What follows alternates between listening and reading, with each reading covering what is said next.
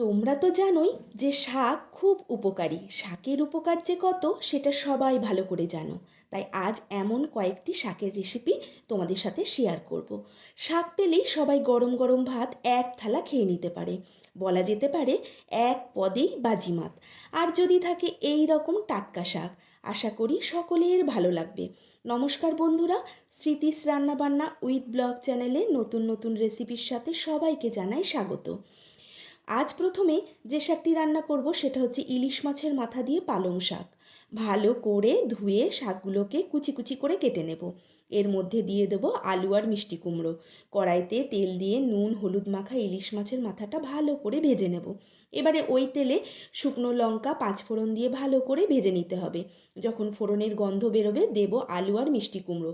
এটাও ভাজা হলে দেব পালং শাক।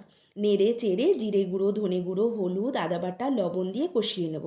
তারপর ঢাকা চাপা দিয়ে রাখবো। যতক্ষণ শাকটা মজে যাবে তখন দেব স্বাদ মতো চিনি আর ভেজে রাখা ইলিশ মাছের মাথা। নেড়ে চেড়েই আঠালো করবার জন্য চালের গুঁড়ো দিয়ে দেবো। আর তৈরি ইলিশ মাছের মাথা দিয়ে পালং শাক। এবারে যে শাকটি রান্না করব সেটি হচ্ছে সজনে শাক। এই শাকটা অনেক রকমভাবে খাওয়া যায়, তবে আজ আমি ঝোল করেছি। এই শাকটা ভালো করে ধুয়ে নিয়েছি। তারপর কড়াইতে জল দেব। জলটা গরম হলে রসুন কাঁচা লঙ্কা দেব। আবারও জলটা ভালো করে গরম হলে সজনের শাক আর নুন দিয়ে দেব। এটা ছোট পাতা হলেও খুব তাড়াতাড়ি এটা গলে না, তার জন্য দেব খাবার সোডা। এবারে খুব তাড়াতাড়ি গলে যাবে। আর আরও তাড়াতাড়ি গলে যাওয়ার জন্য আমি কাঁটার সাহায্যে পাতাগুলোকে গলিয়ে নিয়েছি। এবারে একটা পাত্রে এটাকে ঢেলে নেব। তারপর কড়াইতে তেল দিয়ে দেব শুকনো লঙ্কা কালো জিরে ফোড়ন হলুদ দিয়ে সেদ্ধ শাকটাকেও দিয়ে নেড়ে চেড়ে আঠালো করবার জন্য চালের গুঁড়ো দিয়ে দেব। আর তৈরি সজনের শাকের ঝোল।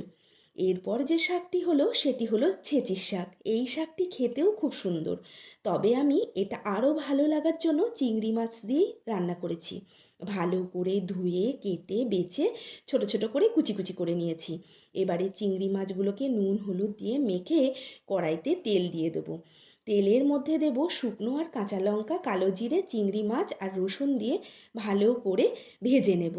তারপর নুন হলুদ দিয়ে বেশ ভালো করে শাকটার উপরে দিয়ে ঢাকা চাপা দিয়ে রাখবো খানিকক্ষণ। তারপর ঢাকা খুলে দেব স্বাদ মতো চিনি। তারপর রেডি চিংড়ি মাছ দিয়ে ছেচির শাক। তবে আমি এই শাকটা কিন্তু খুব একটা বেশি দিন খাইনি, 2-3 দিন খেয়েছি, তাতেই আমার খুব ভালো লেগেছে।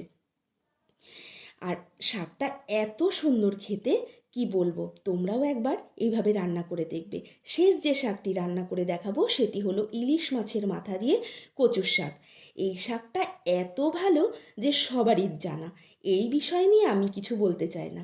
তবে এই শাকের সব কিছু খাওয়া যায়, যেমন কচু লতি কাণ্ড তার পাতা কচুর ফুল, আর কি বলবো।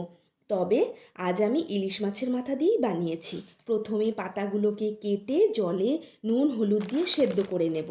তারপর কড়াইতে তেল দিয়ে নুন হলুদ মাখা ইলিশ মাছের মাথাটাকে ভেজে নেব। ভাজা হলে তুলে নেব।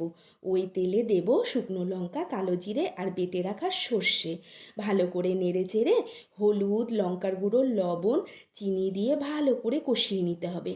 কষানো যখন হয়ে যাবে সেদ্ধ করা শাকটা এর মধ্যে দিয়ে দেব এবং এটাকে ভালো করে শুকনো হতে হবে, না হলে কিন্তু ভালো লাগবে না খেতে। তারপর যখন অল্প অল্প রসটা শুকিয়ে যাবে দিয়ে দেব ইলিশ মাছের মাথা। ইলিশ মাছের মাথা দিয়ে ভালো করে নেড়ে চেড়ে শুকনো করে তৈরি হয়ে যাবে ইলিশ মাছের মাথা দিয়ে কচুর শাক। কি বন্ধুরা, আজকের রেসিপিগুলো কেমন লাগলো?